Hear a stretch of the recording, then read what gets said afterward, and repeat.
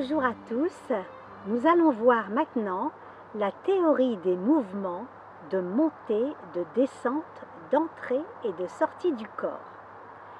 Les mouvements sont aussi classés comme appartenant au yin ou au yang. Cette théorie permet de comprendre l'activité physiologique du corps.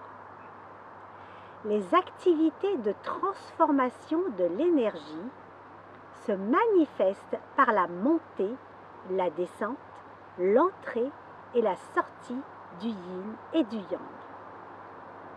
Par exemple, lorsque l'on inspire l'air, l'air oxygéné pénètre dans le corps.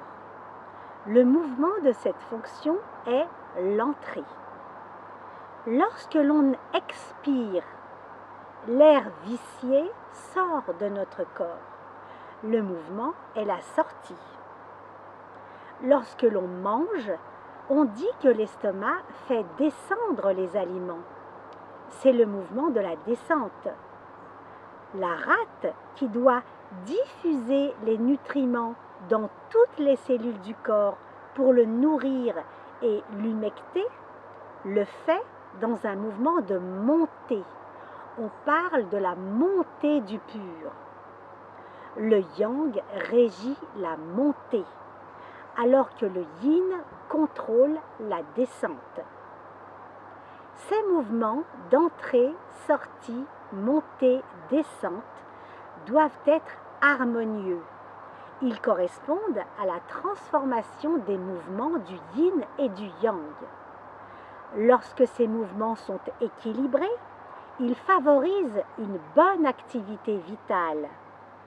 Si ces mouvements sont ralentis, accélérés, entravés ou désorganisés, alors la maladie apparaît. Maintenant, nous allons faire une analyse sur les transformations pathologiques. Autrement dit, l'explication des maladies. L'apparition et le développement des maladies dépendent de deux paramètres.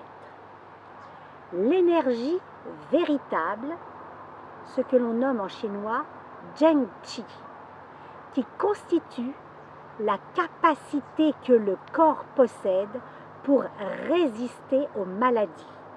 En médecine occidentale, on parle d'immunité. Et il y a l'énergie perverse, que l'on nomme en chinois Xie Qi, qui comprend tous les facteurs réputés comme pathogènes pour l'organisme. C'est la lutte entre ces deux énergies, l'une droite, l'autre perverse, qui provoque les affections. Ce conflit mène au déséquilibre entre le yin et le yang. Il est dit que les 100 maladies découlent toutes d'un déséquilibre entre le yin et le yang.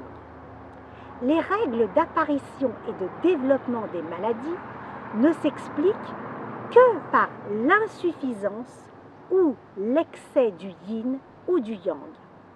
Se présentent alors deux situations.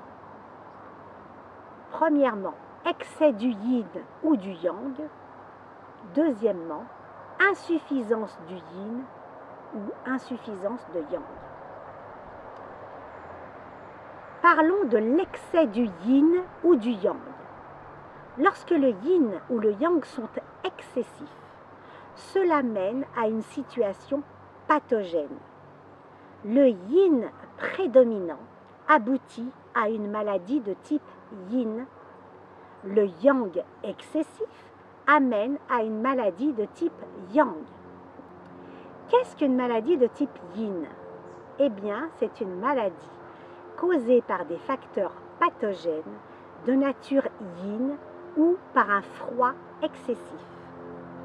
L'excès du yin entraîne du froid, avec des signes cliniques comme un refroidissement du corps ou des extrémités, des douleurs abdominales, des diarrhées ou autres signes de froid.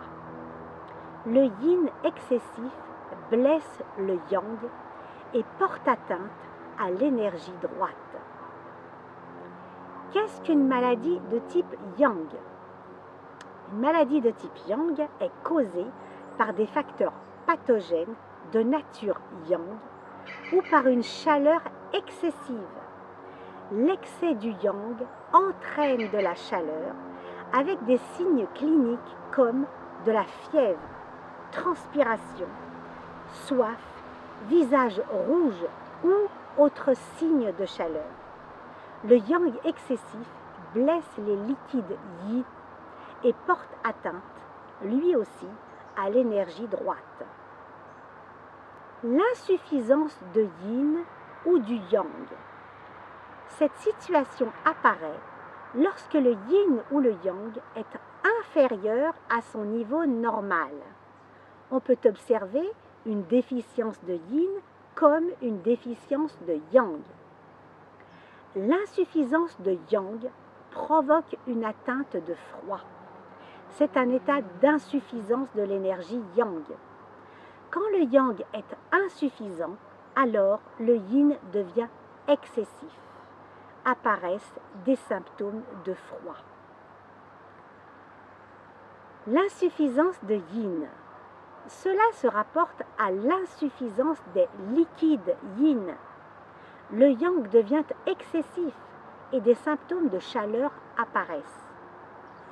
Tout ceci pour vous dire que la théorie du yin et du yang n'est pas une théorie abstraite. Elle s'applique au diagnostic, à la prévention et au traitement des maladies. Ce chapitre sur le diagnostic, la prévention et le traitement des maladies sera enseigné plus tard aux stagiaires de niveau 2.